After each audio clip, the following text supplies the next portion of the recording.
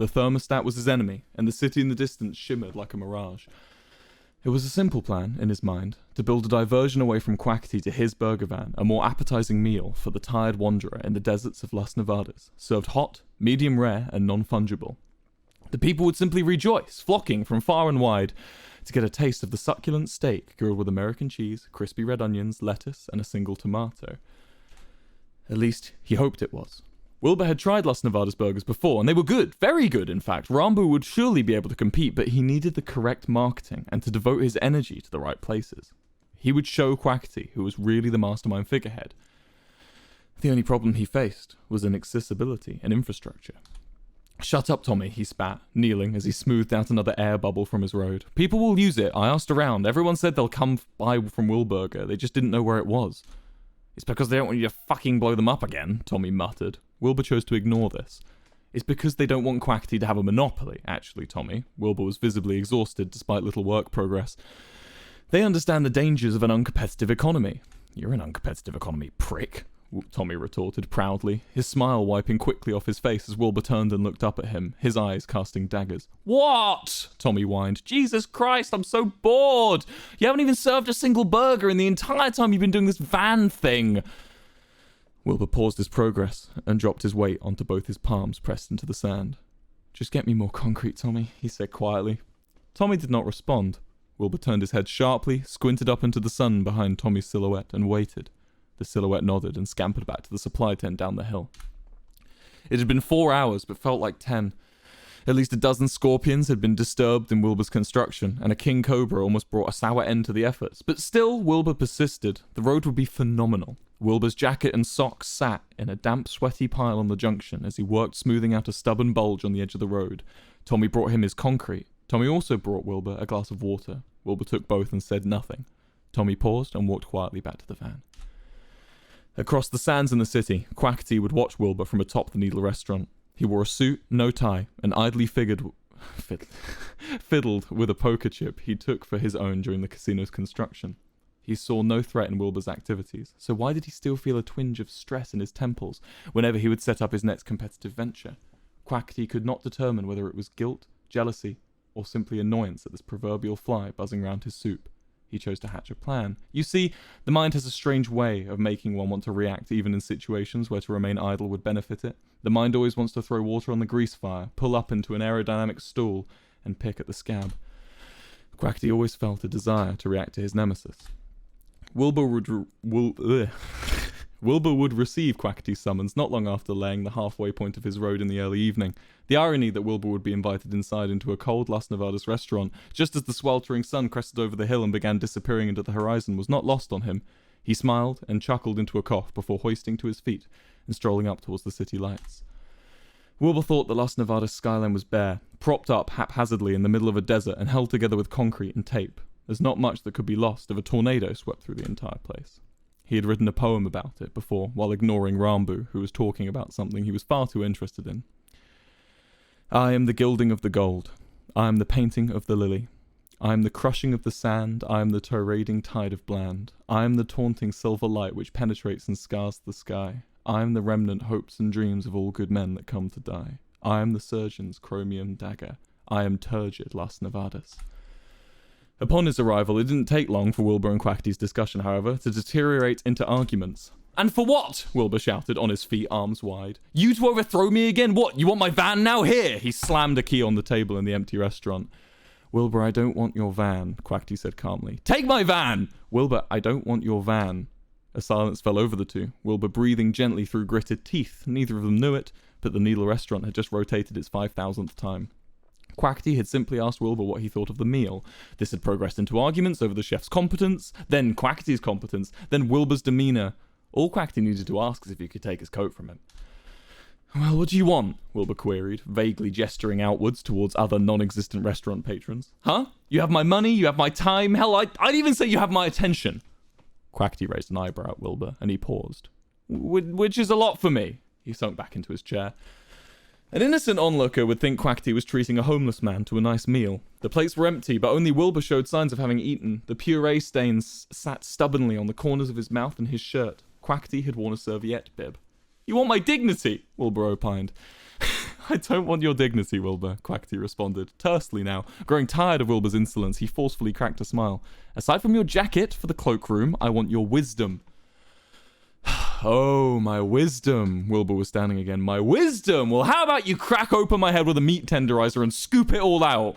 Wilbur also cracked a wry smile. Or a pickaxe?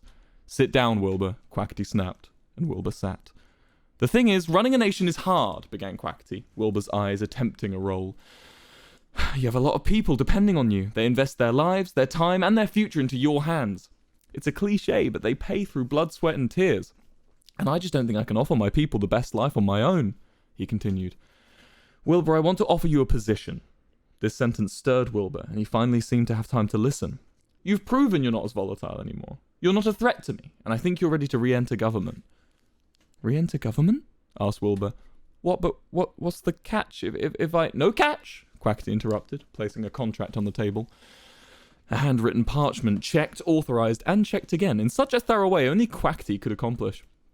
Wilbur paused, and for the first time in a long time, began to feel humbled. I don't think I can govern your nation, Quackity, he said softly. I appreciate the respect you must have for me to put me in a position of power, but I just don't think my reputation would grant anyone the peace of mind you're looking for. I'd still be president, Quackity replied. But then I'd have to be behind the scenes. What trust could people put in the government if that comes out? You wouldn't be behind the scenes. What do you mean? Wilbur breathed, the words falling off his tongue and landing into a short silence.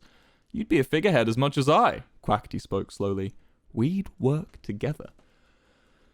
You'd want another coalition? Wilbur asked. Big Q, I think if I were to be in power, I'd want to rule alone. Rule? There was a further pause. Quackity seemed just as confused as Wilbur for a moment before his eyes lit up and he chuckled. Oh, oh God, no, Wilbur, you wouldn't rule us Nevadas. Wilbur's humbled expression began to fade. You'd be my vice president. Suddenly, the world came to an end, right in front of them. The words dropped like a guillotine, which sliced the entire SMP into two perfect halves. What a coincidence that the apocalyptic guillotine seemed to strike perfectly in the center of Wilbur's skull. And what a coincidence that only Wilbur seemed to see or feel it happen. That's what you brought me here for, Wilbur replied shakily, trying to contain his rage. You deem me a vice president? I deem you a qualified leader, yes, Quackity replied calmly. Do you understand how insulting your charity attempt is? I don't think it's insulting. Don't forget, I was once a vice president, Quackity chuckled. Yeah, well, I couldn't stoop that low. Wilbur slammed his fist on the table and stood up.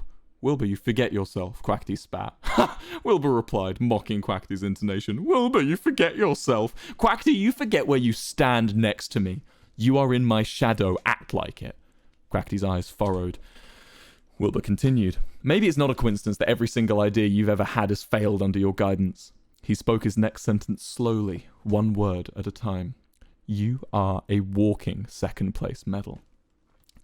And yet you are the one who lost an election, even when you tried to rig it, Quackity snapped back, like a whip. Almost as soon as he'd finished his last word, Wilbur was struck out of his rage. Get out of my nation. You're kicking me out? Yes, leave. There was a pause. Wilbur glanced around the restaurant, taking in everything he could before his ejection. How about we organise a way for me to lead a branch of your government? Wilbur seemed to be begging. Quackity was unmoved. Any more words used on you would be a waste of both our time. Look, Quackity, you're a smart man, Quackity snapped. If you really valued my intelligence, you wouldn't need to remind me.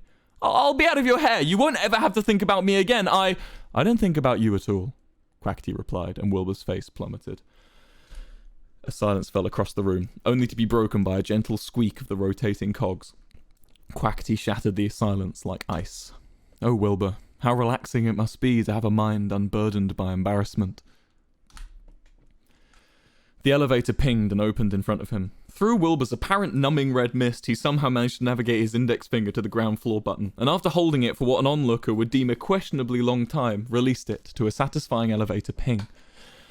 Tommy was waiting for him at the bottom of the restaurant, idly pouring sand between his two hands. Wilbur, how was it? He asked, standing up and walking towards him. Did you steal his eyes? I would have stolen his eyes, but I'm built different. Wilbur didn't really answer, staring past Tommy and towards a knocked-over outdoor patio chair covered in sand. He smiled, shook his head and replied, There's nowhere left to go but up. The Wilbur Van Act 2. This will be the second stream horseplay. Rambu missed a lot from back home. Being on the outskirts wasn't all it was cracked up to be from Wilbur's persuasion. He missed his home, he missed Tubbo, and he missed Michael. Still, Rambu saw something in Wilbur. He saw a man trying his best to carve out a legacy, a man at his lowest trying to gain redemption. But unfortunately, he also saw a man with an insatiable pride, a man who was a living bomb about to explode. And scariest of all, he saw a bit of himself. Tubbo walked out the back of the Las Nevadas burger bar and bumped into Rambu, who was sitting on the hill. "Oh, hi Rambu," Tubbo chirped as he dumped a garbage bag full of old food into the dumpster. "Hey Tubbo," Rambu chimed back at him with a wave. "Just hanging out by the bins, huh?" "You know me." Rambu scratched his cheek and an awkward silence fell over the two. Rambu wanted to tell Tubbo he missed hanging out. Surely Wilbur wouldn't mind if they just went for a walk between shifts. "Hey, I wanted to They both said in unison and laughed. You first," Rambu insisted. "Okay, I wanted to know if you wanted to come into the restaurant for something to eat. Big Q said I can have anyone round after my shift is done, as long as they purchase something for at least $20.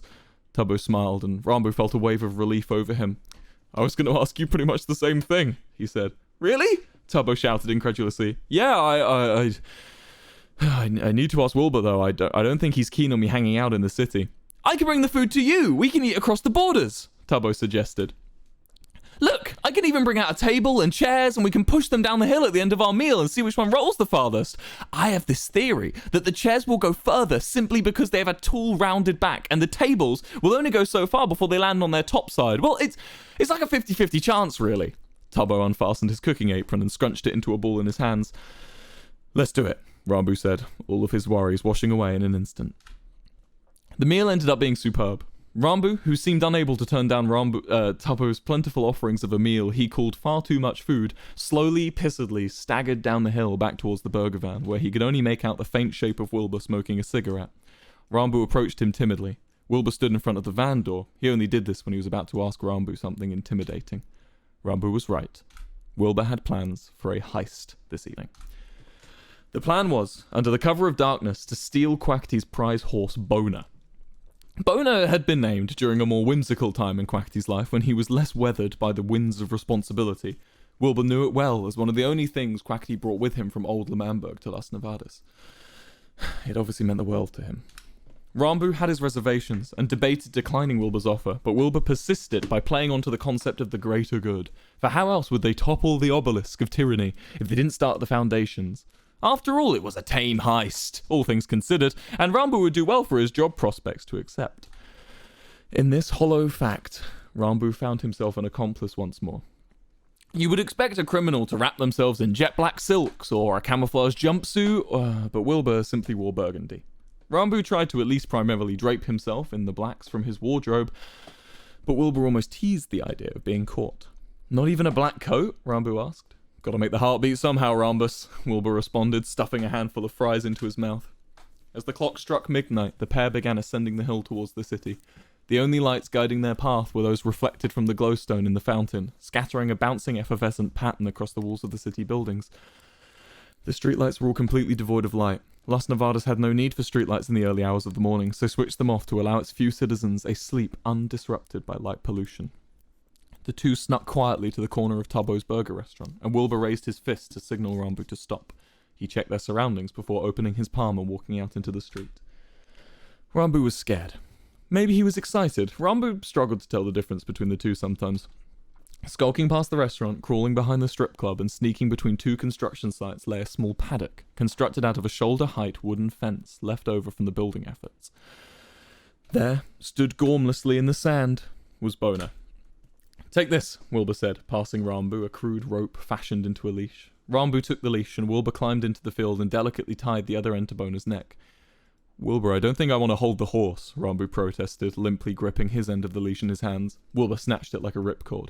"If you're scared, we do it together," he winked at Rambu before leading Boner to the edge of the paddock. Rambu removed two wooden panels from the fencing, allowing Wilbur and the horse to walk out the field and into the streets. The three conspicuously began walking back to the van.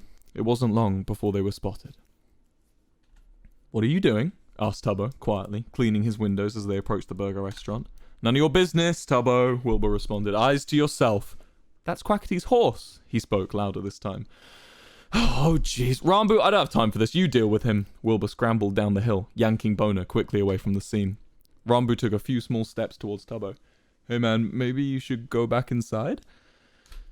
Big Q told me to take care of that horse, Tubbo replied. I've been feeding him every day. Well, he's in safe hands, Rambu lied. We're gonna hold him ransom, but you know Wilbur, he would never hurt it. He's too soft. No, he's not, Tubbo blurted, a tremble in his voice. Bring the horse back now. No, Tubbo, Rambu said, attempting to be firm. Tubbo, unperturbed by Rambu's stature over him, dropped his cleaning rag. You're going to end up hurting him. Even if you don't intend to, you will. Wilbur always hurts innocent things, and it's not fair. The horse didn't do anything wrong. Rambu didn't respond. He just stood there, slightly hunched, staring down at the boy. Rambu, make him bring the horse back, Tubbo begged quietly, his voice sounding trembly, diminished, and tired. No, Tubbo. I'm going to have to tell Big Q. Don't tell Big Q, Tubbo. It's for the greater good.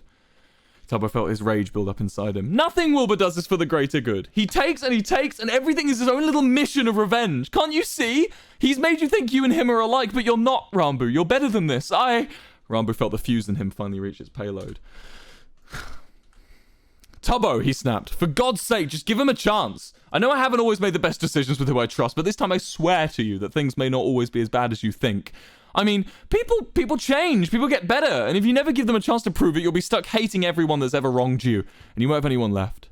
A silence fell over the two. Tubbo's eyes began to wet, and he quickly turned around and walked away. Down the hill, Wilbur cheered and lit up another cigarette. Attaboy, Rambus! He gloated. Rambu felt sick. The next day, back in paradise on the outskirts of Las Nevadas, beneath the oak trees by the lake, Wilbur and Tommy's HQ was buzzing with light. A welding torch was scattering sparks like fireflies in the dark evening light as a very tired Tommy methodically lined redstone on the hard, rocky floor. Quackity would surely have seen it from his window in Las Nevadas. However, he was asleep, ready for his usual early morning rise. Tommy focused intently on his job, negating his exhaustion as much as possible, only letting his focus slip occasionally to quip something funny to Wilbur. Wilbur enjoyed the company and laughed along, but fretted for the handiwork of Tommy's wiring. For if a single piece of the red powder was not connected properly, the entire circuit would break. Wilbur? Tommy asked with a whining inflection. Yes, Tommy, Wilbur responded, muffled by the welding mask strapped to his face. Tommy sniffed and wiped his nose on his forearm. How do you know this plan will work? It doesn't matter what plan I come up with, Wilbur replied. All Quackity wants to make sure is that I'm not winning. Wilbur's mind worked like a firework. He would have intense flashes of an idea and a storm-like energy coupled with it, but found it hard to maintain that energy further into his work. It was as if the two minds sat in his skull, one who sat dormant on a lounging recliner, sipping gently on a lemonade and watching the mess through two myopic windows. The other half sat at the helm. Clueless, scared, but confident, occasionally the reclining mind would speak up and present an ingenious idea, then fall back to languor. The working mind would then slog the task. Nonetheless, he felt he had gotten this far in life by following his gut and chasing those storms. He had grown so accustomed to perseverance, the next time the firework bloomed, it would greet him as an old friend. This firework had bloomed in the form of vengeance. Wilbur had set up a marvelous trap. Rigged to an explosive device was a pressure plate, bending the wires in such a way as to only be triggered upon the plate's release, meaning the TNT would only detonate not when someone stands on top of it, but only when they step off of it afterwards. The plate was a stone one, meaning any person or creature could set the trap off. So why did you choose Quackity's horse? Tommy asked. Easy to get a hold of, Wilbur chuckled. Quackity doesn't really care about that horse. I'm just showing him a fraction of what I can do. Quackity's horse Boner obliviously chewed old carpet across the room from them, completely unaware he was about to be detonated because he is a horse that cannot speak English. But how do you know this for sure? Tommy asked. I just do, Wilbur answered, a little more sharply than usual. But you've said stuff like this before and it wasn't true. You've got a bit of a track record of lying, Tommy said. I have never lied to you, Wilbur spoke firmly. The atmosphere of fun and whimsy quickly drained from the room. I mean, Tommy began, that's not true. I've had so many people lie to me, including you. Wilbur shook his head. I've never lied to you. What about the pit? What about the stuff you said about Tubbo betraying us in L'Manberg? What about when you said no one would hurt Tubbo? Wilbur lifted his mask. If I truly believed it was the truth, does that make me a liar? Tommy thought for a moment. Well, not exactly, but that's the difference between me and Schlatt. That's the difference between me and Phil, and that's the difference between me and Quackity. The sparks had stopped flying, so it was impossible to make out Wilbur's facial expressions as he spoke. I have never lied to you, Tommy. I've been wrong, but I've never lied to you, Tommy. I won't lie to you. Do you trust me, Tommy? Because right now, I feel like you don't trust me. These words Wilbur spoke, these words that have calmed the strongest men and built entire nations, had no effect on Tommy anymore. They just made him a little frightened. Tommy had heard Wilbur speak like this many times, but it never got easier. He felt he had done something wrong simply by posing his point of view, and he felt like the antagonist when all he wanted was an answer. I trust you, Wilbur, he said quietly. Wilbur brought his visor back down and carried on his work. After a long night, the trap was set. The two went to bed. Wilbur slept soundly and deeply whilst Tommy stayed awake. Tubbo was wrong. The table rolled the farthest.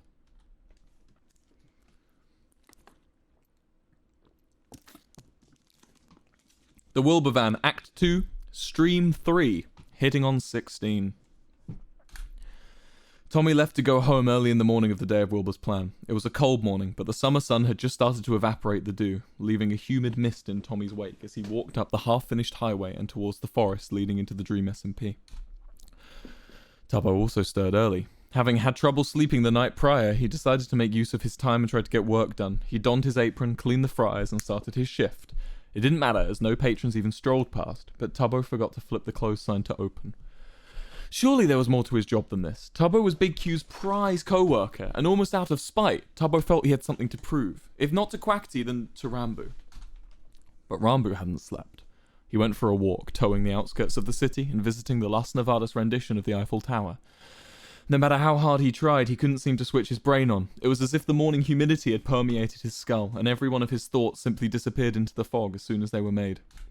Wilbur awoke with a spring in his step.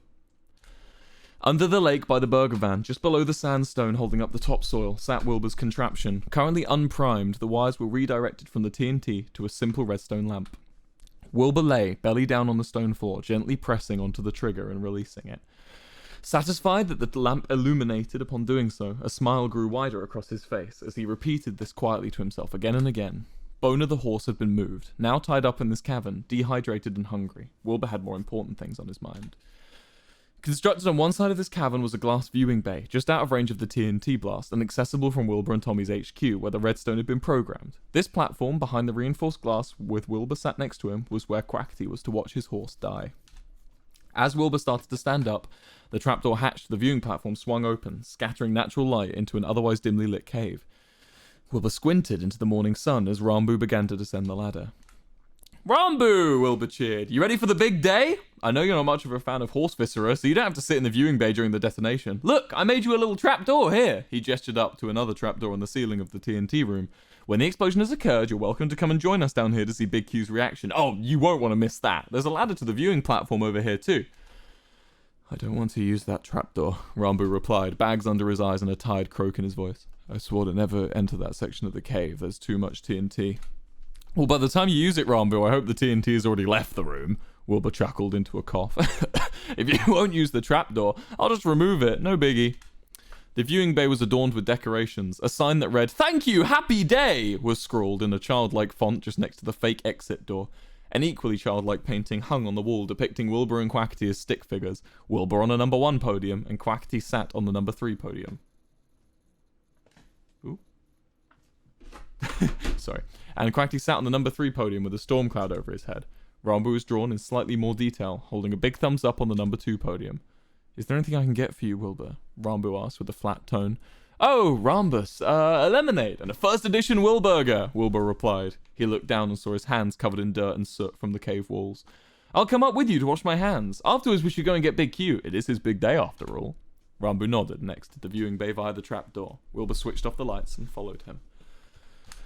Quackity quietly sat in his office, listening to the methodic ticking of the grandfather clock by his door. His work already finished by 8 a.m., he slowly sipped on a brandy and reclined his chair as far back as he could go without spilling it. With a sigh and a push of his feet, he managed to glide his seat over to his window and began scanning the horizon. The sand on the hill seemed to dance as the heat bounced off it. Quackity maneuvered his desk fan to his trajectory and yawned. There was nothing to do. If there was another person in his room, he would have tried harder to contain his excitement as Wilbur crested the Las Nevadas boundary. We take Quackity into the viewing bay, flip the lights on, and show him his horse primed on the pressure plate, Wilbur began to Rambo as they trudged up the sandy hill once more. Then we explain how the system works. When Quackity's understood my ingenious complexity of the contraption, I pull a carrot from my inventory and watch as his dumb horse strolls towards us, detonating itself in the entire cave. Quackity cries, we laugh. Quackity never messes with me again. "Because you didn't want to be vice president," Rambo interjects. "Because I shouldn't stoop as low as to be vice president, Rambus, my boy," Wilbur said, correcting him and placing a hand on his shoulder. "And besides, I'm president of the best damn burger van with the best damn chef around." Rambo smiled. The pair continued past Tubbo's burger restaurant, closed and with Tubbo not inside, then to the Grand Casino building. The two knocked on the side door to the administration offices. One would expect at least a security detail for Quackity, but alas, Wilbur and Rambo were able to effortlessly navigate the admin building with not so much as a locked door. Reams and reams of documentation lined the corridors, as filing cabinets seemed to be in short supply. Each document was as confusing as it was elaborate, signed off meticulously with Big Q's signature. He was a bureaucrat, after all. The pair approached a large mahogany door with a golden Q emblazoned on the front. The smell inside the room was so strong it penetrated the corridor they were standing in. Old books and cologne. A casino. Wilbur knocked 3 times with the blunt end of his fist, and a voice, almost auditioned, beckoned him inside. He turned the handle and swung open the door to reveal Quackity sitting at his desk with 3 glasses in front of him. He flipped a poker chip idly between his fingers and posed as if he was preparing for a photograph. Wilbur contrasted the scene by immediately clearing phlegm from his throat. Quackity, how are you? Wilbur asked, taking in the scene. I'm doing marvellous, Wilbur. Yourself? Couldn't be better. There was an awkward pause, and Quackity almost dropped his poker chip.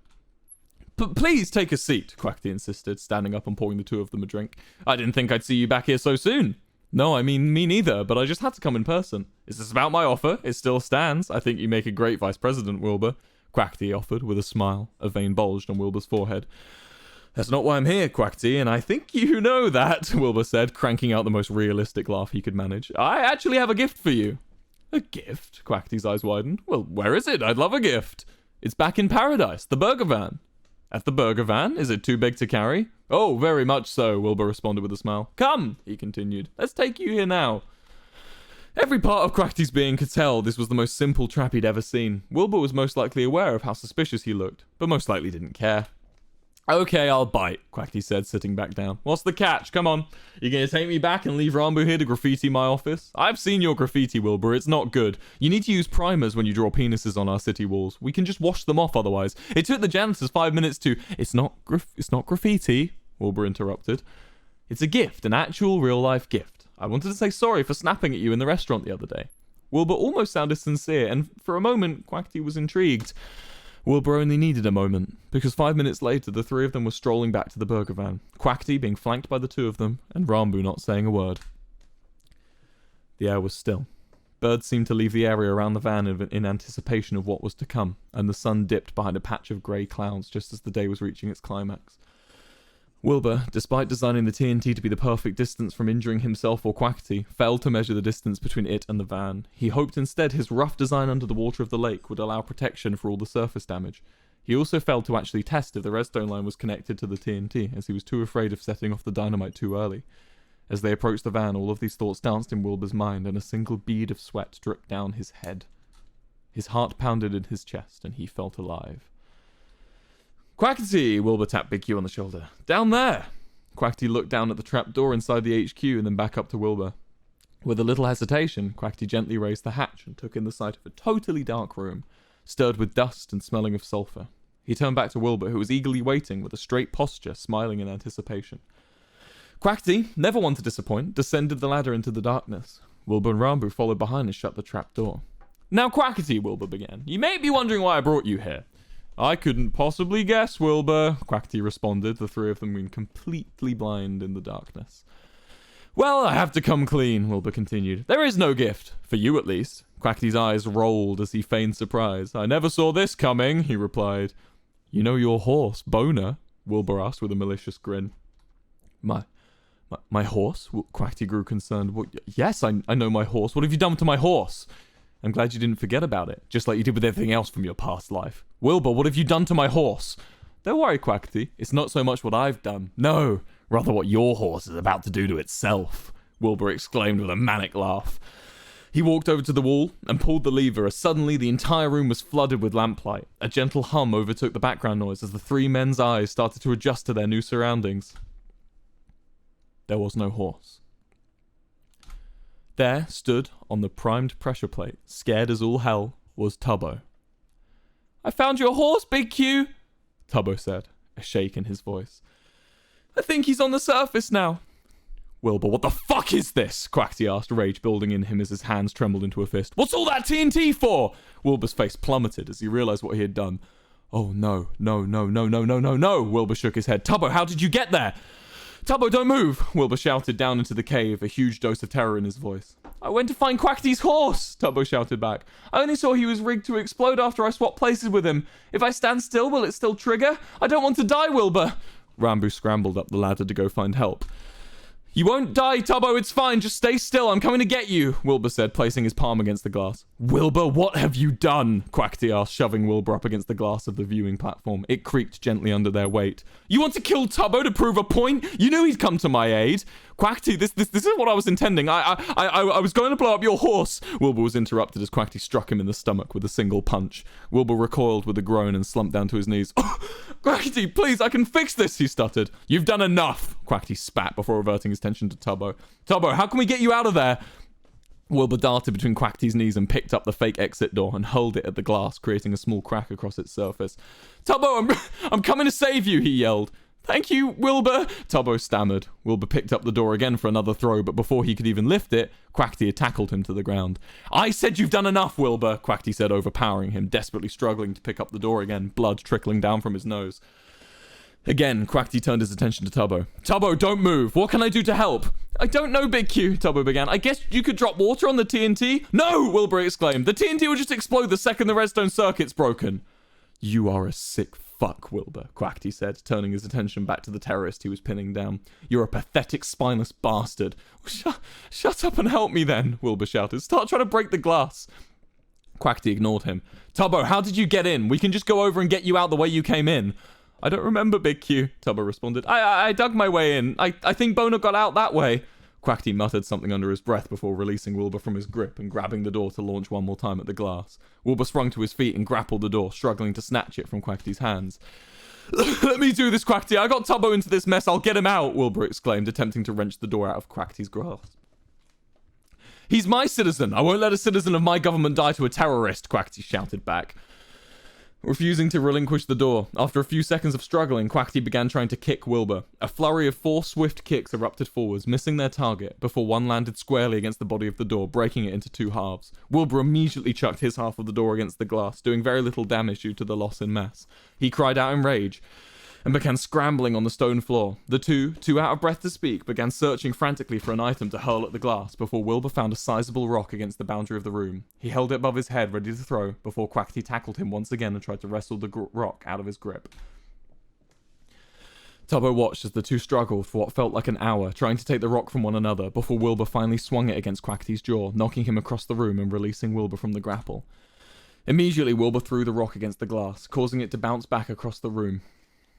Quackity, now prone, grasped the rock in his hands and threw it over his body directly into the center of the glass pane, shattered it into 1,000 pieces. Wilbur recoiled from the explosion of the glass shards and fell backwards, giving Quackity time to right himself. Tubbo, just... Quackity began, panting out of breath before Wilbur launched himself against Quackity's knees once more, knocking him to the floor. You never cared about Tubbo.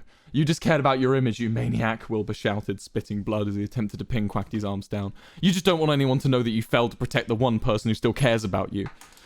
Tubbo's my friend as much as he's my citizen. I'll protect him at any cost, Quackity responded before biting down hard on Wilbur's arm. Wilbur released his grip and Quackity easily stood up and began to swing his fist across the side of Wilbur's head. The viewing platform shook and erupted in a fistfight as the two violently attacked each other, neither party seeming to get the upper hand. It's at this point Ranboo broke through the rock above the cave, scattering grey sunlight into the room. Neither Quackity nor Wilbur saw him collapse into the room and walk up to an increasingly frightened Tubbo.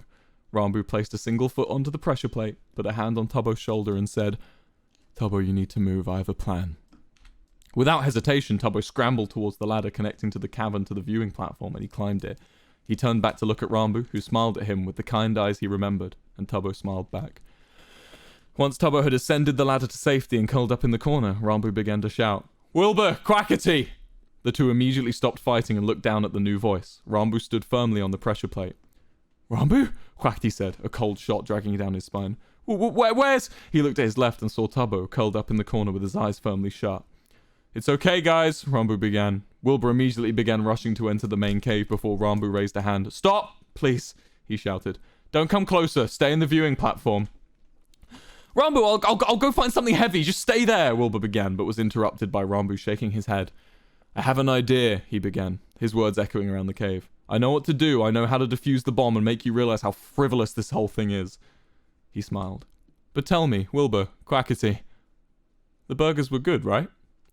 Yes, Wilbur answered, instantly reacting. They're the best, Rambo, and they'll continue to be the best. Let me get you out.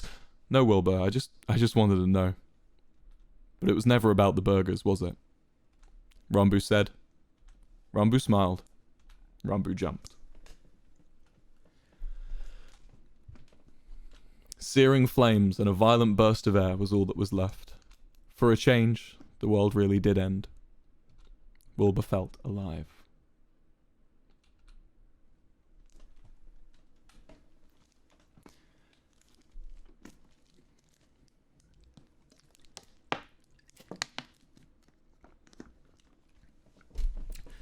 Hell yeah. Thank you, everyone, for listening. Thank you, Quackity and Rambo, for the dialogue consultation. And thank you, Tubbo and Tommy, as well, for making the characters. Thank you. Thank you for coming down. I hope you enjoyed. Hope you enjoyed my take on the lore.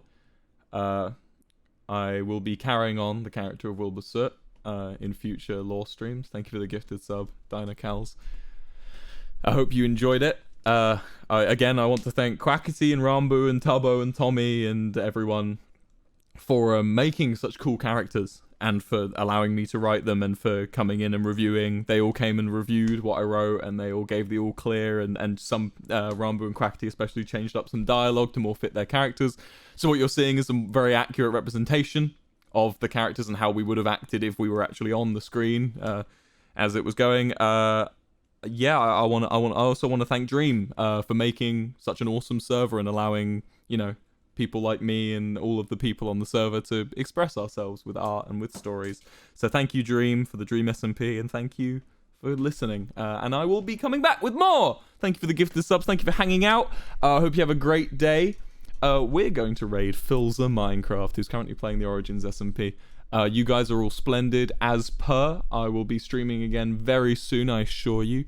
I'm going to be working on Softboy at the moment, so maybe a little bit of a gap between the next stream, but I hope that was enough to tide you over and get all you lore theorists excited. Anyway, I won't talk too long. Hope you enjoyed the story. Bye-bye, everyone. It's been an absolute pleasure. You guys are the best. Go give Phil some love. There's too many viewers. Cannot raid Phil. Okay.